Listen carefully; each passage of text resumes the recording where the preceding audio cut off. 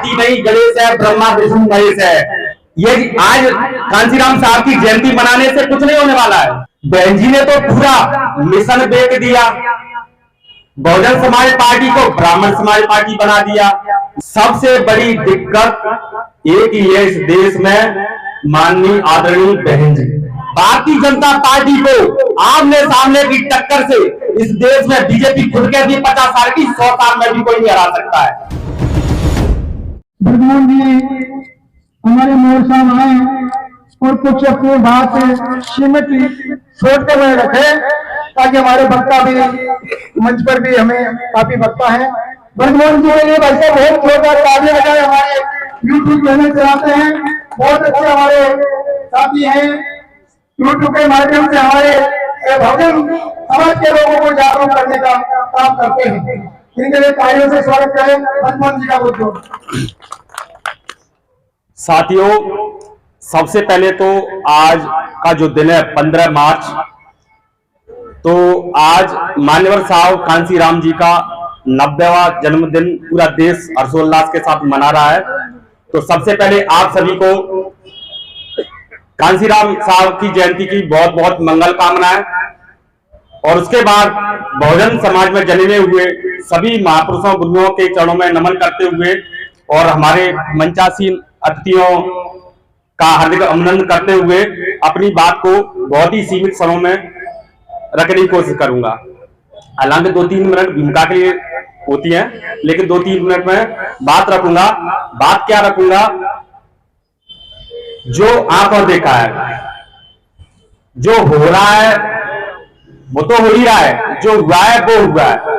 एक बच्चे को आप बाइक चलाना सिखाते हैं तो उसमें गियर चेंज करना होता है, पहला गियर डालना है, दूसरा डालना है, तीसरा डालना है, चौथा डालना है।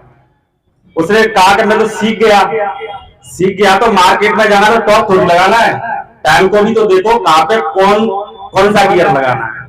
अब बात है अहम मुद्दे पर।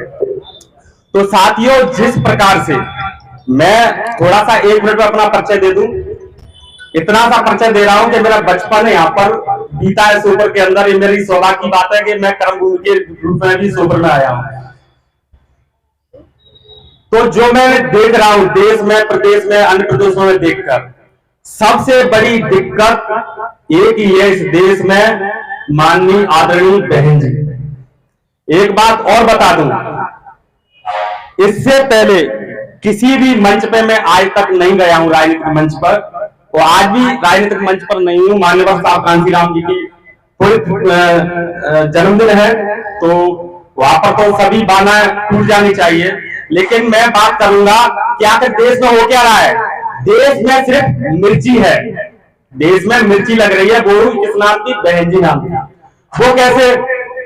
बहन जी ने तो पूरा मिशन बेच दिया, बहुजन समाज पार्टी को ब्राह्मण समाज पार्टी बना दिया। मैंने कहा कैसे बना दिया भाई? कि बहन जी नारा देती है कि हाथी नहीं गणेश है, ब्रह्मा विष्णु महेश है। अब आपके दिमाग में बैठ कैसे गया? मीडिया उनकी है, मीडिया जो आपको बताएगी वही समाज में दिमाग में बैठेगा।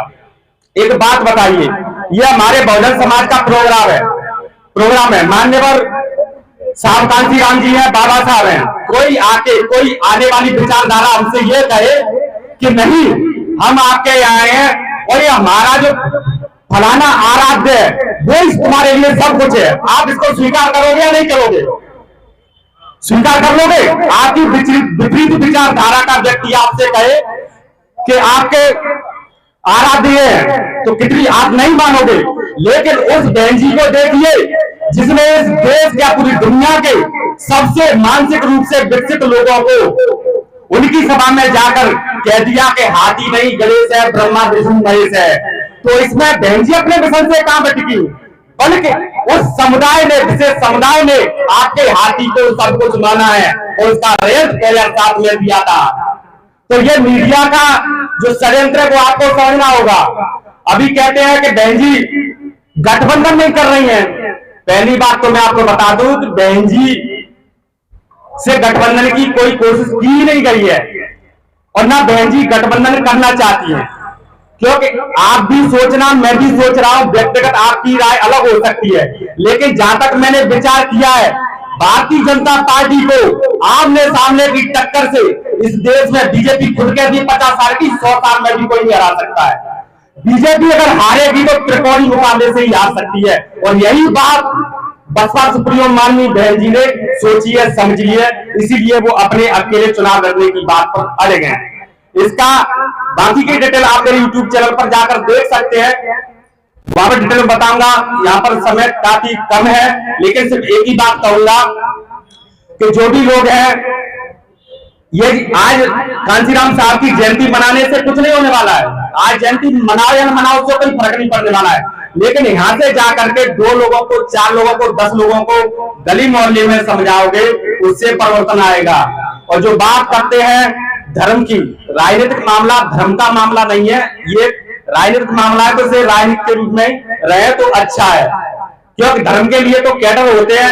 और मैं तो एक बात कहता हूं, जब इस दुनिया के सभी धर्म इंसानियत की भलाई के लिए हैं, तो मैं बुद्धिस्ट विचारधारा को मानता हूं। लोग बात कह रहे हैं हिंदू राष्ट्र कर दो, भैया हिंदू राष्ट्र क्या मुस्लिम राष्ट्र कर दो, तो मुझे कोई दिक्कत नहीं है, क्योंकि हर धर्म का उद्देश्य क्या है? मानवता की भलाई। जब मानवता की भलाई हर धर्म का उद्देश्य है, तो हमें दिक्कत नहीं आना चाहिए। धार्मिक गुरुओं का काम है, हमें अपने राजनीतिक लक्ष्य के लिए काम करना चाहिए। तो साथियों, अभी के लिए सिर्फ इतना ही, और मैं अपनी बात को समाप्त करता हूं। अधिक आप मुझको सुनना है तो nidarsamvad.in के नाम से वेबसाइट चलाता हूं, यूट्यूब फेसबुक पर आपको हमारा पूरा वीडियो मिल जाएंगे। तो अभी के लिए आपसे क्षमा चाहूंगा। धन्यवाद। जय भीम, जय भारत, जय संविधान।